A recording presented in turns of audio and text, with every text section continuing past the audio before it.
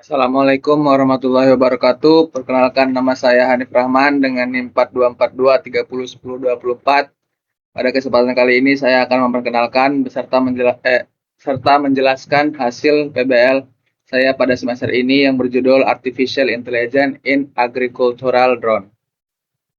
Proyek ini memanfaatkan teknologi kecerdasan buatan untuk mendukung sektor pertanian, khususnya pada saat pemetaan dan analisa lahan eh, secara merata, cepat, dan efisien. Next, Project Team. Ini merupakan anggota yang terlibat pada project kali ini dengan tugas yang berbeda.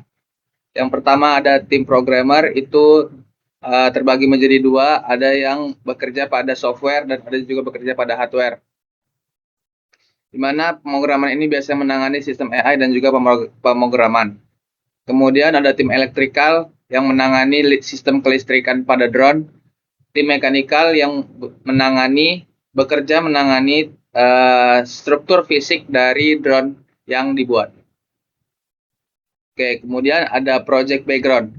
Project background atau latar belakang di sini didasari pada kondisi pertanian di Indonesia yang masih banyak menggunakan metode konvensional, di mana metode tersebut tidak efisien dan memakan waktu, serta data yang dimiliki itu tidak akurat.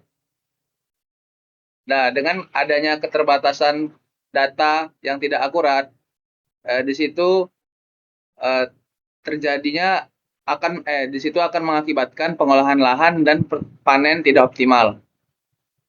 Maka dari itu, dengan adanya teknologi AI dan drone, eh, proyek ini diharapkan dapat membantu sektor pertanian untuk jadi lebih modern, lebih efisien, inovatif, dan berkelanjutan.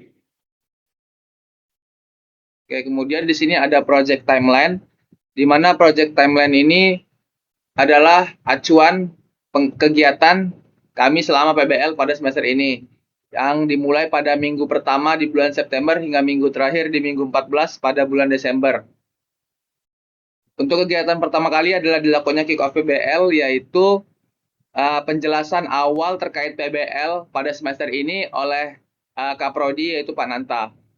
Kemudian kami ada melakukan kegiatan pertemuan dengan Manpro, membuat timeline proyek dan mencari studi literatur, mencatat BHP dan RAB, apa saja komponen yang kami gunakan, kemudian mencari referensi terkait desain, baik desain mekanikal maupun elektrikal, dan melakukan melakukan konsultasi kepada Manpro dan juga cutting-cutting kami terkait bagaimana drone ini agar berjalan dengan baik. Kemudian dilakukannya benchmark pertama. Nah, pada saat benchmark pertama, output kami yang setelah diskusi oleh Manpro adalah ingin drone yang kami buat ini terbang pada semester ini.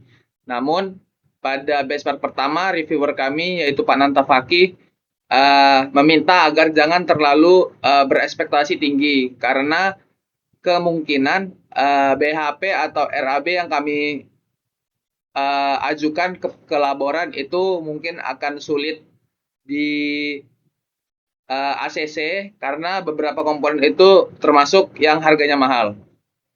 Jadi Kaprodi Pak Nanta itu memberikan solusi lain, yaitu membuat fokus pada desain 3D dan juga melakukan simulasi pada saat penerbangan. Oleh karena itu, setelah benchmark pertama, kegiatan kami dari minggu 8 hingga minggu 14 itu adalah fokus membuat program untuk melakukan simulasi penerbangan dan juga fokus ke desain 3D agar hasil dari desain 3D kami, yaitu frame-frame drone itu agar stabil jika diterbangkan nanti. Kemudian ada penyusunan laporan RPP dan logbook serta melakukan persiapan benchmark kedua. Oke, di sini adalah tahap mekanikal. Untuk tahap mekanikal sendiri mengacu pada standar dari ukuran hingga posisi lubang baut serta ukurannya. Di sini dilakukan desain pada software AutoCAD yang dimana di bagian tengahnya sendiri itu ada untuk peletakan komponen Raspberry, SPDB, dan juga modul GPS. Kemudian adanya brushless di sini dibuat agar dapat menyetabilkan ketika berada di udara, dan dibuatnya landing agar ketika drone terbang kemudian kembali ke titik awal itu tidak langsung menyentuh lantai. Dan juga di bagian bawah itu terdapat baterai yang ukurannya 5200 mAh. Kemudian pada tahapan elektrikal sendiri, di mana desainnya di sini adanya baterai suplai daya dari baterai lithium 11,1 volt 5200 ampere yang dihubungkan ke SPDB BLS 55A ESC 4-in-1. Kemudian adanya kapasitor agar ketika ada lonjakan tegangan tidak dapat merusak komponen lainnya. Dan di sini ada SPDB F405V3, tempatnya di mana proses pengambilan data sensor karena semuanya terhubung ke komponen tersebut. Oke, kemudian ada diagram alir. Di sini dimulai dengan adanya inisialisasi, kemudian adanya persiapan pada drone, itu mulai dari hardware-nya, flight control, baterai lipo, kamera, SD card, dan lain sebagainya. Kemudian lanjut ke proses pengaktifan drone. Kemudian ketika drone aktif, Raspberry akan menerima daya dan aktif yang Raspberry tersebut akan menghidupkan WiFi hotspot. Kemudian setelah itu adanya device yang terkoneksi dengan WiFi yang ada di drone. Kemudian akses terhadap web drone agar dapat melakukan kontrol dari daratan. Kemudian yang pengontrolannya itu akan dibuatkan rute via waypoint. Kemudian lanjut ketika sudah membuat waypoint, maka drone akan mengikuti arah waypoint tersebut. Setelah itu ketika mengikuti arahan, ketika ada instruksi untuk melakukan capture, maka Raspberry akan mengirimkan sinyal kepada kamera untuk menangkap gambar. Kemudian setelah selesai melakukan perjalanan waypoint dan menangkap gambar, drone akan otomatis kembali ke titik awal pertama kali dia melakukan penerbangan. Setelah itu drone dimatikan dan pengambilan data dari gambar hasil tangkapan pada saat proses waypoint itu akan dilakukan mapping pada software Open Drone Map. Kemudian foto-foto tersebut akan disatukan untuk dijadikan peta digital. Nah, lanjut proses problem solving. Di sini ada bagian elektrikal, ada concern blok diagram sulit diselesaikan karena alur data dan power beberapa modul tidak jelas. Adanya perbedaan datasheet mengakibatkan kami cukup sulit untuk memastikan bahwasannya power tersebut sesuai atau tidak. Karena bagian elektrikal sendiri mendapat kesulitan karena tidak bisa melakukan simulasi rangkaian pada software. Keterbatasan di software itu keterbatasan komponen-komponen yang kami gunakan. Kemudian adanya cause-nya, pinout komponen berbeda dengan contoh wiring di internet. Label pada modul tidak lengkap, adanya perbedaan versi flight control yang menyebabkan confusion, belum dilakukan pengecekan keseluruhan datasheet. Kemudian ada countermeasure, cek datasheet modul yang tersedia, cocokkan pinout dengan versi flight control yang digunakan, buat connection list sebelum menggambar blok diagram,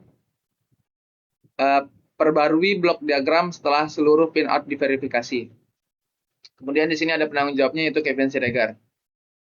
Kemudian pada bagian mechanical concern, desain kompleks sulit dibuat di AutoCAD.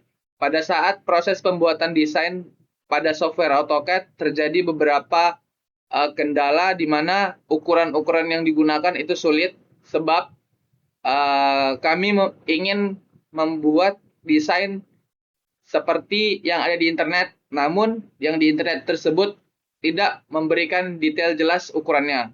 Jadi kami mencoba untuk menyesuaikan agar tetap terlihat seperti yang ada di internet. Kemudian AutoCAD kurang cocok dengan desain 3D kompleks. Case-nya, countermeasure-nya menginstal ulang SolidWorks, mencoba versi lain atau metode aktivasi alternatif sementara masih menggunakan AutoCAD namun terbantu dengan melihat referensi dari GrabCAD di internet. Sebagai PA-nya Teguh Abianzaki. Bagian pemrograman. Concernnya VS Code terasa sangat berat, lag, atau hang saat dijalankan langsung di desktop Raspberry. Raspberry yang kami gunakan termasuk yang seri lama yaitu Raspberry V 4. Jadi untuk beberapa kondisi adanya lagging pada saat digunakan atau adanya hang ketika kami gunakan akibat mungkin karena terlalu lama hingga komponen tersebut panas. Kemudian case-nya spesifikasi hardware RAM CPU Raspberry terbatas untuk menjalankan GUI VS Code secara lokal. Kemudian countermeasure-nya gunakan fitur remote SSH pada VS Code di laptop atau PC utama untuk mengedit codingan yang ada di dalam Raspberry. Nah, kami tuh melakukan bagaimana caranya agar tetap dapat melakukan pengodingan namun tidak langsung menggunakan Raspberry. Jadi kami harus download Visual Studio dulu,